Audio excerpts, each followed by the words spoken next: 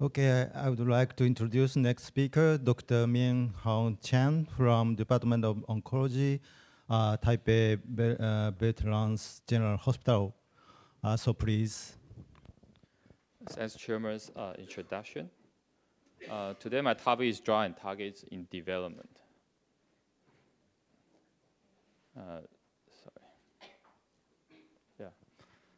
Unfortunately, I have no conflict of interest to disclose. Yeah. So we know the cholangiocarcinoma are anatomic distinct because betrayed cancer, including intrahepatic, extrahepatic, gallbladder. So just yesterday, Nakamura sensei, Dr. Nakamura just had already mentioned that. So also different anatomic distinct and also genetic heterogeneous. Just before we talk, like FGFR fusion or IDH1/2 mutation, mostly happen in intrahepatic, and some HER2 amplification just happen in gallbladder cancer. So this kind of tumor is such heterogeneous. So this is a very nice review to see which potential drug targets for the cholangiocarcinoma. You can see this, sorry for the busy slide. So honestly, there are some theoretically druggable, but honestly, there are very few cases. Just the last speaker told me like unchecked and the unchecked fusion protein is very, very rare, but you can see there are many, many potential. So I want to just use the most common and at least some case report had already proved that if the patient harbors such kind of mutation, they had, we see some case report that had already reported. So I think the most important pathway is FGFR2 pathway, and this is including 18 ligands and 4 receptor, and FGFR pathway alteration in intrahepatic cholangiocarcinoma is around 30 to 17%. So this FGFR2 fusion, we know that important is from the 2014 in hepatology, I think in Japan group. They found about 13% of intrahepatic cholangiocarcinoma harbor FGFR2 fusion.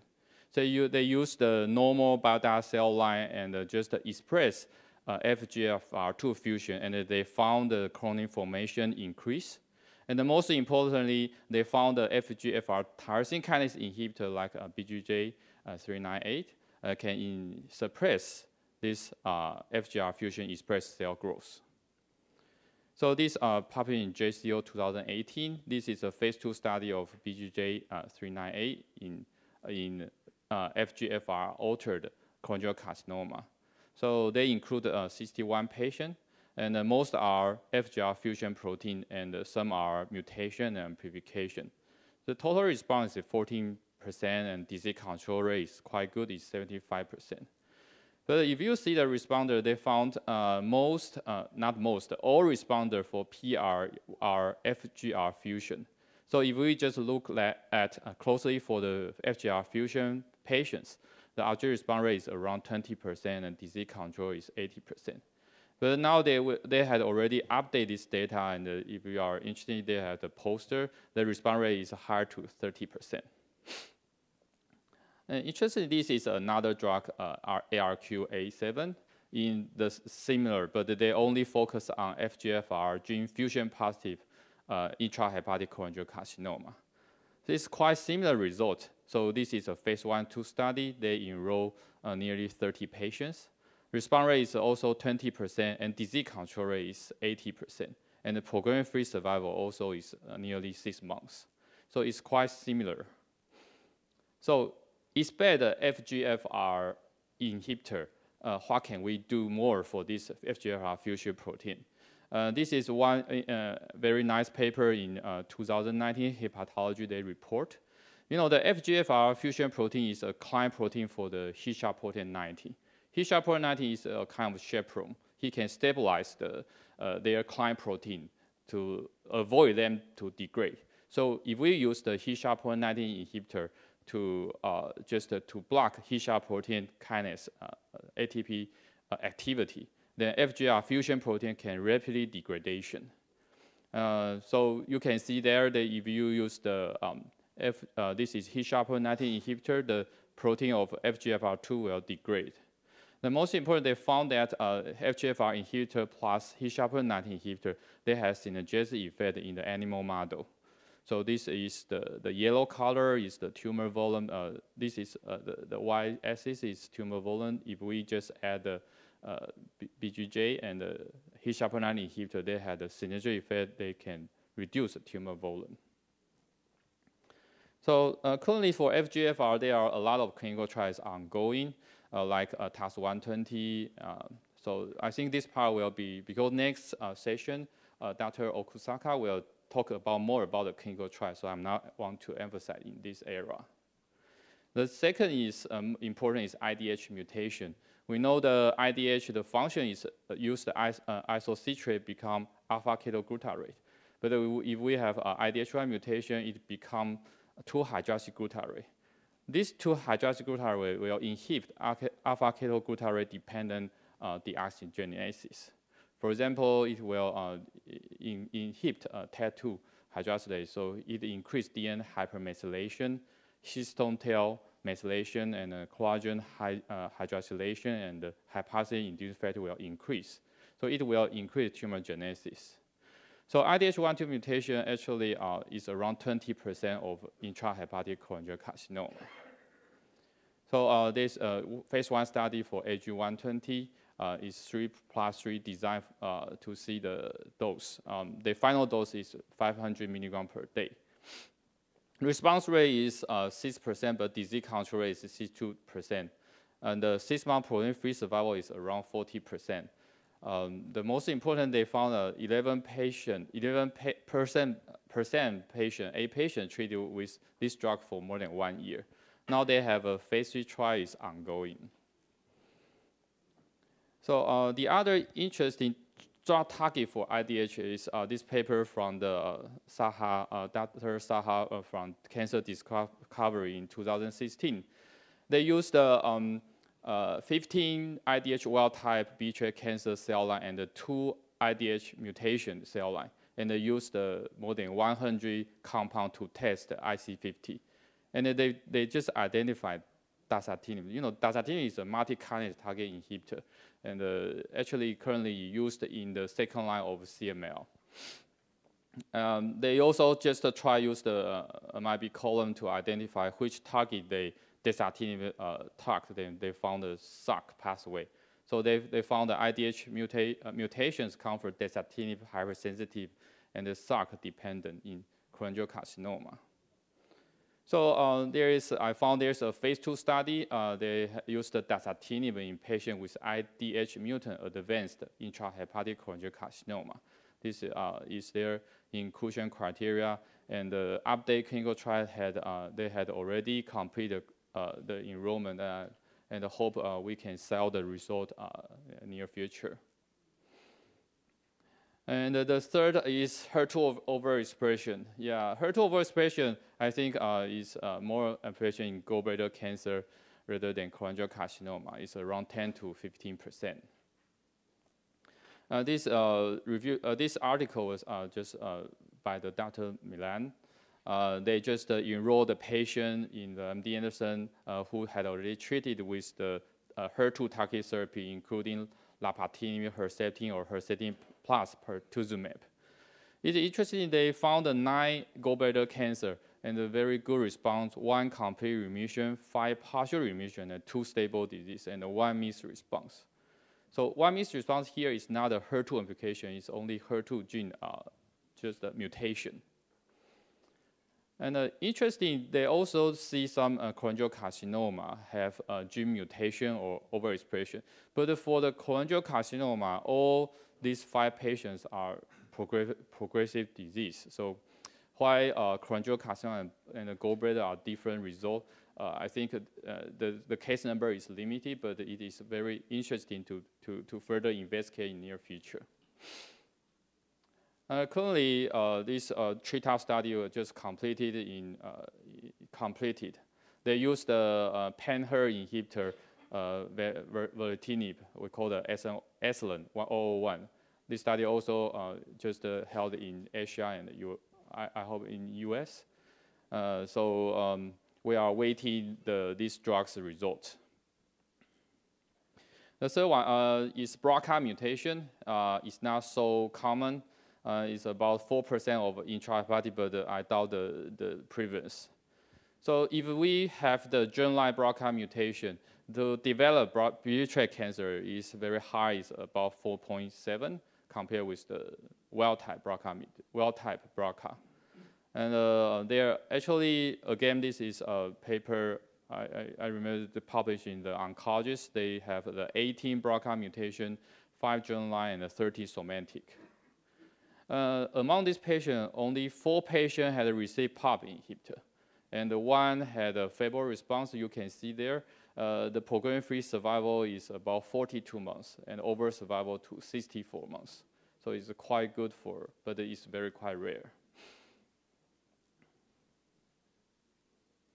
Yeah, we mentioned about the NTRK 0, right? But still have some, this is only very small study. They just test 28 patients and respond 1, so instantly become 4%. But actually, I think it's not so high. NTRK is a neurotrophic tyrosine receptor kinase. And it's a fusion protein. We know that it promotes oncogenesis by mediating constitutive and proliferation and survival. Actually, I found 2 papers. One just published in the NEJM in 2018. They just enroll NTRK fusion positive, all kind of cancer. Actually, they have 2 patients are cholangiocarcinoma in this purple, and 1 is response. So I think the prevalence is not 0. We still see some patients. This is the other study, is a poor study. It's just last year, ESMO. They used the other NTRK inhibitor, entrectinib, in the NTRK fusion positive solid tumor. They just poor analysis for 3 studies. The patient is only for, I remember it's 54 patients only. Again, I just try to find, can find the cholangiocarcinoma? Yes, there is 1 case. So at least in the world, there are 3 patients are NTRK fusion positive cholangiocarcinoma, and 2 patients get a response. The other is MSI high, because this is the only FDA approval, just a predict biomarker for immunotherapy for biliary cancer. And everyone knows MSI high has a high tumor mutation burden, high new antigen load, and just easily, if we just evoke the immunity, can easily to be identified. Actually, they get the approval, but actually including Keynote 2 trial, 1 Keynote 16, 1 Keynote 158, they enroll 11 biliary cancer with MSI high, and the response rate is around 27%. It's not so bad. And we talk about the BRAF. BRAF just occur about 5% of intrahepatic cholangiocarcinoma. And this is a study published in NEJM 2015. This is a basket trial. They used vemurafenib. It's a RAF inhibitor in BRAF cholangiocarcinoma. There is a group for cholangiocarcinoma, 8 patients, and they have 1 complete remission and 4 stable disease. Actually, RAF inhibitor seems some response is good, so there are 3 cases reported. Cases report that there are good response for RAF and MEK inhibitor in BRAF mutation cholangiocarcinoma. You can see the PET-CT before and after, just the partial remission. And this case had also partial remission, and their CA199 just decreased dramatically after they used these 2 drugs. Yesterday also we talked about the ROAR study. This is a phase 2 open label multi-center study. They have 35 subgroups for biliary cancer to treat with RAF and MEK inhibitor. And the response is also very nice, partial remission for 42% and 45 patients of stable disease. And the final, I want to talk another very interesting target, new topic. One is casein kinase 2. This is CK2 is a serine selective protein kinase. And it's very important for the cell proliferation, DNA repair, and the cell cycle control. The most important for the cholangiocarcinoma in their in-house study found the CK2 expression is very high. It's around 63%. So they have a drug, CX-4945, is a potent CK2 inhibitor. So their hypothesis is quite easy. Just they combine with chemotherapy like gemcitabine and cisplatin. Especially cisplatin will induce DNA break, and because DNA repair need CK2, so if they block CK2, they just like synthetic lethal, like BRCA plus PARP inhibitor, it will induce cell death. This is their animal model, just published in Translation Oncology. You can see when they combine, gemcitabine plus cisplatin and the CK2 inhibitor, just they have the better survival and the most tumor shrinkage. So this study had also just ongoing in Taiwan and other countries. So they have completed dose escalating and expansion cohort. Now we are ongoing a phase 2 trial, one for gemcitabine plus cisplatin, one for gemcitabine plus cisplatin plus CK2 inhibitor. I think the preliminary data we see that's very exciting. So I hope the preliminary data can be just published in ESMO or next year ASCO. And the last I'm interested in the drug is TGF-beta. This drug also we don't have to emphasize because yesterday we had already mentioned. But we know that TGF-beta may be a critical mediator for some microenvironment, especially they can suppress the anti-tumor immune response and also tumor angiogenesis and increase EMT and increase fibrosis. So this is a new compound 7824. They can inhibit the tumor microenvironment and increase immunity. So I only want to emphasize this study 08 because this only in Japan, Korea, and also Taiwan. We have a beetroot cancer for 30 patients. This published just reported by Dr. Yu in ESMO last year. And the 30 patients, 1/3 of patients have grade 3 treatment-related adverse event. Most are skin rash and the lipase increase. But they have 2 cases of grade 5 toxicity of interstitial lung disease. But response rate is 20%, and a very nice durable response. So now they have we have monotherapy for second line is ongoing. So I just summarized today's talk about which mutation and the prevalence. Of course, the prevalence may be not so correct according to previous talk, like NTRK 4%. Yeah. So this is my last slide. So I think cholangiocarcinoma are anatomically distinct and genetic heterogeneous tumor.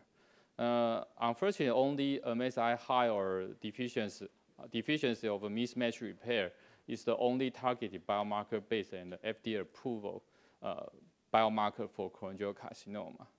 But you can see even there are some very rare, but there are some druggable action aberration in cholangiocarcinoma. So I think all the cholangiocarcinoma are encouraging to do some comprehensive genomic profiling. Yeah, so the other is biomarker-driven trials like Umbrella and Basket trial. I think is essential for development of target therapy in this dismal prognostic cholangiocarcinoma. Thank you. Thank you very much. Nice presentation.